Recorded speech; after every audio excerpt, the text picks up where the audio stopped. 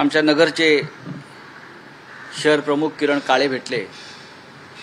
अहिल्यानगर महानगरपालिकेत गेल्या काही काळापासून जो प्रचंड भ्रष्टाचार सुरू आहे त्या संदर्भात किरण काळे यांनी वारंवार तक्रारी केल्या मुख्यमंत्र्यांकडे, अँटी करप्शनकडे, संबंधित जिल्ह्यातल्या अथॉरिटीकडे।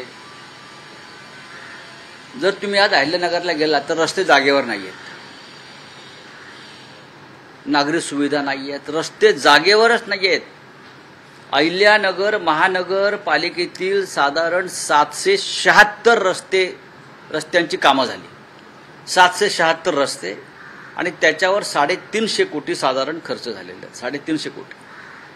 आणि तुम्ही जर पाहाल तर रस्ते शोधावे लागत आहेत। या प्रचंड पावसामध्ये जनतेचे जे हाल तिथे सुरू आहेत हे प्रत्येक महानगरपालिकेत आहे, प्रत्येक।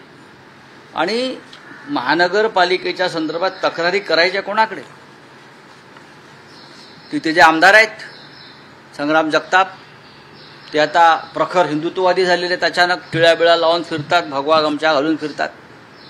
कालपर्यंत कुठल्या पक्षात होते ते त्यांचा प्रश्न आहे, अचानक सगळे हिंदुत्ववादी झालेले आहेत, ते डुप्लिकेट।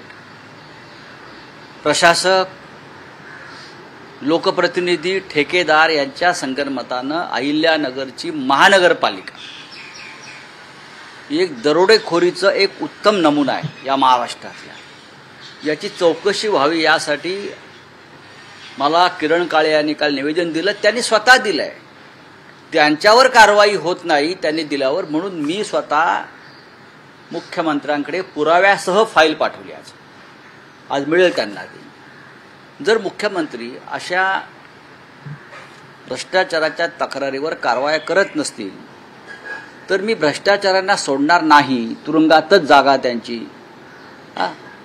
आता भ्रष्टाचार झाला एका शहरामध्ये, लोकांना रस्ते नाही आहेत, आणि तो करणारे लोकप्रतिनिधी आमदार आहेत, नगरसेवक, माजी महापौर आहेत, जे तुमच्या पक्षामध्ये आहेत आता। मग हा सुद्धा जनसुरक्षेचा मुद्दा आहे, हा सुद्धा अर्बन नक्षलवादच आहे ना। अशी लुटमार करणं ही जनतेच्या पैशाची। लावा त्यांच्यावरती तुमचे कायदे, विचारा प्रश्न तुम्ही बोलून अधिकाऱ्यांना। महाराष्ट्रातल्या 27 महानगरपालिकांमध्ये हा अशा प्रकारचा हजारो कोटीचा, लाखो कोटीचा भ्रष्टाचार सुरू आहे, आणि सरकार नाकाना कांदे सोलत आहे, आणि त्याचं नेतृत्व आमचे माननीय देवेंद्र फडणवीस करत आहेत। अहिल्यानगरचा विषय अत्यंत गंभीर आहे। मी सगळी फाईल चाळली, 776 रस्ते बनवले आहेत असं ते सांगतायत, आणि एकही रस्ता आज अहिल्यानगरमध्ये दिसत नाही। लोकांचे प्रचंड हाल आहेत, लहान मुलं, वृद्ध, शाळेत जाणारी मुलं।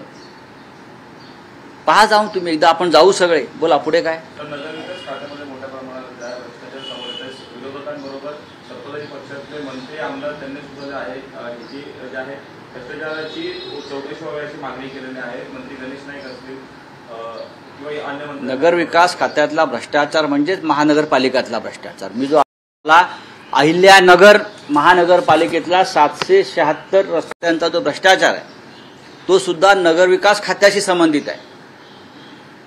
350 कोटी फक्त रस्त्याचे खाल्लेले आहेत, जे रस्ते नाहीत, पैसे खर्च झाले।